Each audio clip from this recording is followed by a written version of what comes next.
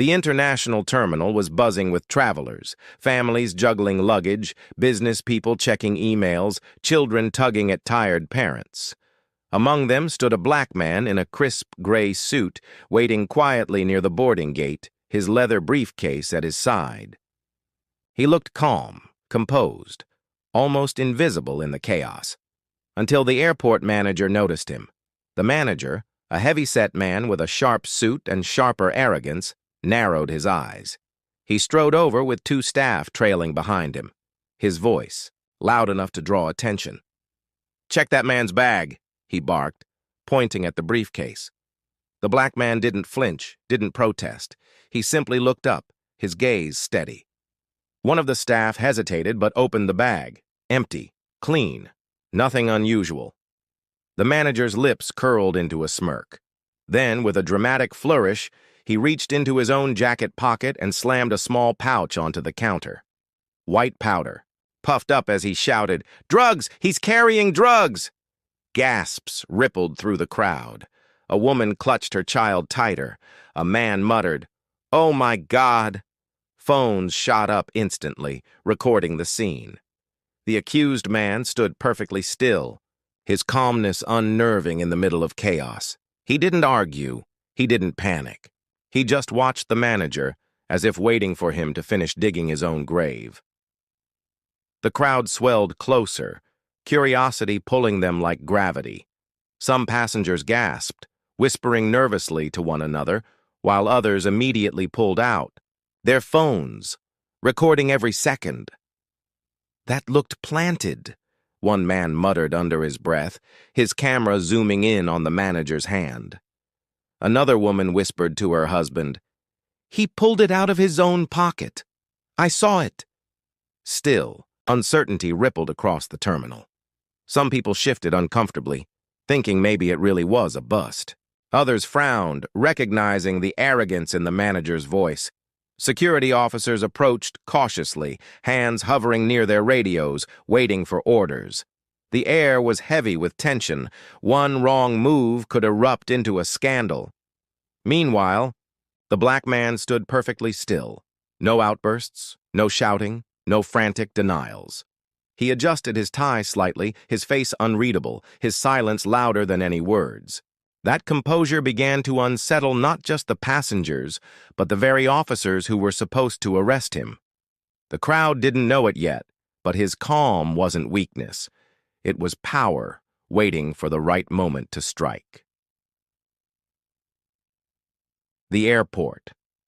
Manager puffed out his chest, feeding off the gasps and whispers like a performer basking in applause. He jabbed a finger at the man in the suit and barked, "Arrest him! People like him have no business flying through this airport." His voice boomed through the terminal, dripping with arrogance. He glanced at the phones recording him and smirked, clearly enjoying the spectacle. To him, this wasn't just about power, it was about humiliation.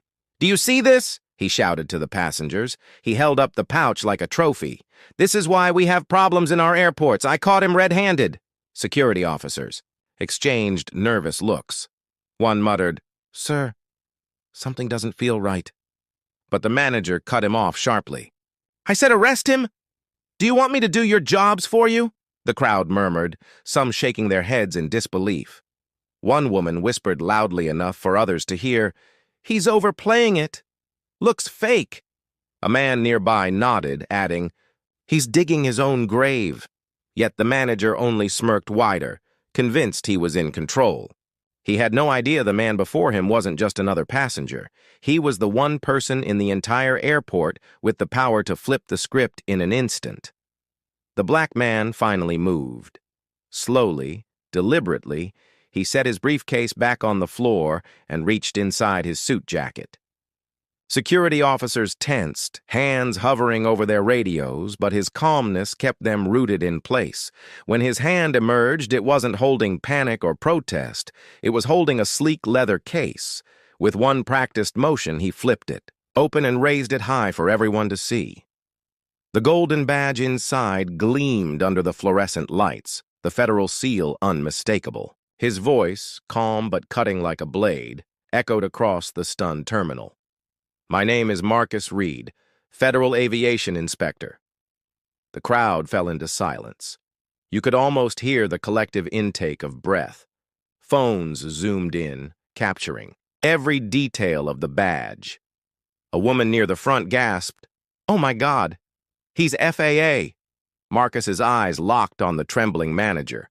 "You just planted evidence on a federal inspector," he said, his tone steady but deadly serious. "And you did it in front of hundreds of witnesses." The manager's smirk crumbled instantly, his mouth opening and closing without sound. For the first time, fear, not arrogance, spread across his face. The crowd erupted in gasps and murmurs.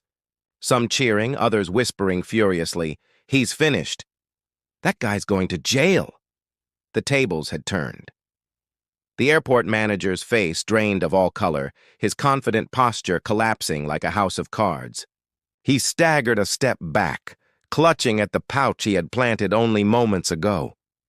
This isn't what it looks like," he stammered, his voice cracking under the weight of dozens of cameras now zoomed in on his every twitch. I was just doing my job." Passengers shouted back instantly, "Your job is framing people? We saw you pull it out of your pocket." "You're done, buddy." The murmur of whispers turned into a roar of outrage. Every phone in the terminal stayed fixed on him, recording his downfall. The same crowd he thought would applaud him was now his jury, and their verdict was already clear. The manager turned desperately to security, pleading, "You know me, I wouldn't—" But even they looked disgusted, their eyes flicking from the inspector's badge to the cameras. Marcus Reed didn't raise his voice, but his words sliced clean through the chaos. "You didn't just embarrass yourself, you embarrassed this airport. You nearly had your own officers arrest a federal inspector on false charges."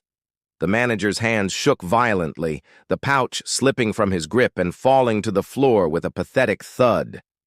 Sweat dripped down his forehead as he realized his career wasn't just over.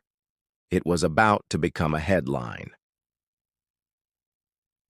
Marcus Reed closed the badge case and tucked it neatly back into his jacket, his calm composure radiating more authority than the manager had ever wielded.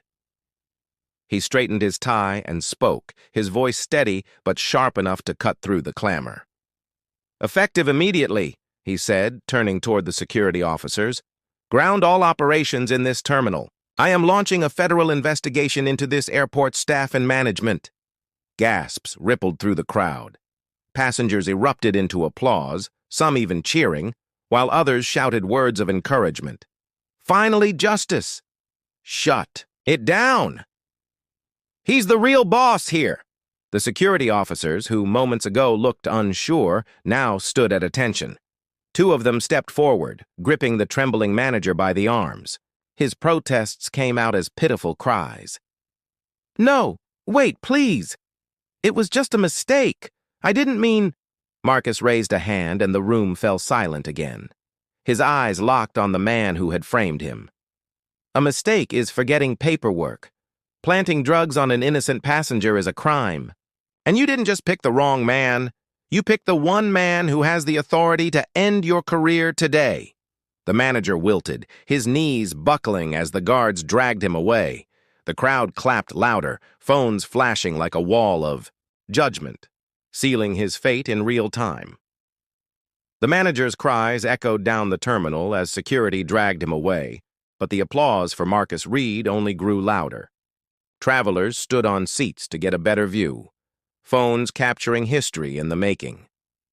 Marcus turned back to the crowd, his voice calm but carrying the authority of a man who didn't just enforce rules, he embodied them. "Every passenger deserves respect. This airport will answer for what happened here today, and I assure you, changes are coming."